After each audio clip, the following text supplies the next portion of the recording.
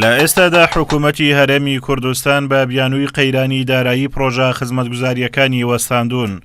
بەڵام خێرخوازێک لەسەر ئەرچی خۆی بە درێژایی نزیکەی 2 کیلۆمەتر ڕێگای ناوگوندی هەسنانی سەر بە ناحیەی دیانە دروست دەکات. لەوێش ئێستا ئەوەی کە دەبین پێی خۆشحاڵین ئەنجامدانی پرۆژەیەکی خێرخوازیە بە فراوانکردنی جادەی ڕێگای گوندی هەسنان بە فراوانکردن و دانانی پردوانە لایەن خێرخوازێک کە جێگای دەستخۆشی کارە لە ئەنجامی ئەو دەستی پێکرد دوای چەندین جار داواکاری و پشتکردنی داواکاری چونکە لە ساڵی 80کانەوە لە سەردەمی بەعەس ڕێگا بۆ گوندی هەسنان هاتووە تا ئێستاش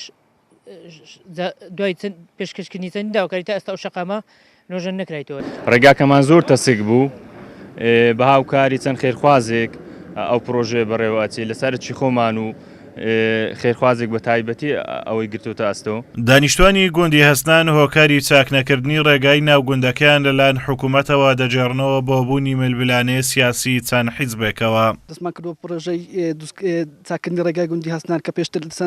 لەلایەن حکوومەتی هەرێمی کوردستانەوە چەند جار کە بڕیای دەچوونی ئەم ڕێگا بۆ کراوە کە بەڵام بەهۆی لایەنە سیاسەکان و کەس لێرزەکانی کوردستان کە چەند جار بە حیزبکردنی ئەو ڕێگایە و ویستویانە کە بەهۆی ململانی سیاسیەوە کە ڕێگاکە چاکن بەڵام نەکراوە بۆیە کە بە هاوکاری چەند خێرخوازێک و کە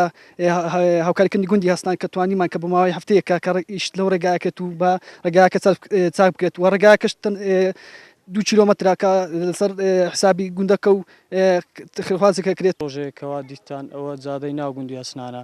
چەند جار یان دەرچووی ئەو جادە لەلایەن حکوومەت بەس بەهۆی ململانە سیاسی ئەوە نەکرایە بەخۆ جادەی ڕێسەکەشتان دیت ئەویش نەکرایە ئەویش ئەوە تێکەرە ڕێژ کرایە و دووبارە دەبی فڕە بدرێتەوە چونکی ئەو قێڕشی لۆ دەرچوو بەڵام بەهۆی چەند لایەنێکیان دەسەڵاتدار ئەو قێڕە بردرا لۆ چەند شوێنێکی تر ئەوەش کە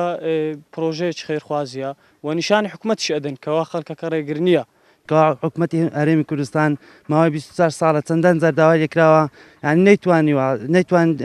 ئەو پرۆژەیە بکات بەڵام ئەو خێرخوازە خۆشبەختانە دەستی بە پرۆژە کرد بە پشتیوانی خوای ئینشاڵڵا تەواویش دەکات. یانی حکوومەتێک کات چەند ساڵانێک حکوومەت بێ نەیتوانین زادێک 2 کیلۆمەتر کنی تەواو بکە ئاخرەوە چ حکوومەتێکە یعنی هەر هیچ شتێکی وای نەکردانی خەڵکی هەستان بۆ خەڵکی هەستان شانازی بێت. بەڵام بەهۆی لایەنی سیاسی و بەهۆی ئەو ململانێ و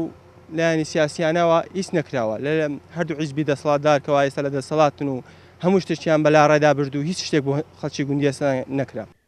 ئەم خێرخوازە پێمان دەڵێتن دەبێت هەست بە بەرپرسیارەتی بکەین هەرچەندە قەیرانەکان سەخت بن نابێت بەبوونی قەیرانی دارایی واز لە پرۆژەکان بێنین. ئازاد و مەراوەی کەناڵی ئاسمانی پەیام گوندی هەسنان بناری حەسەن بەگ.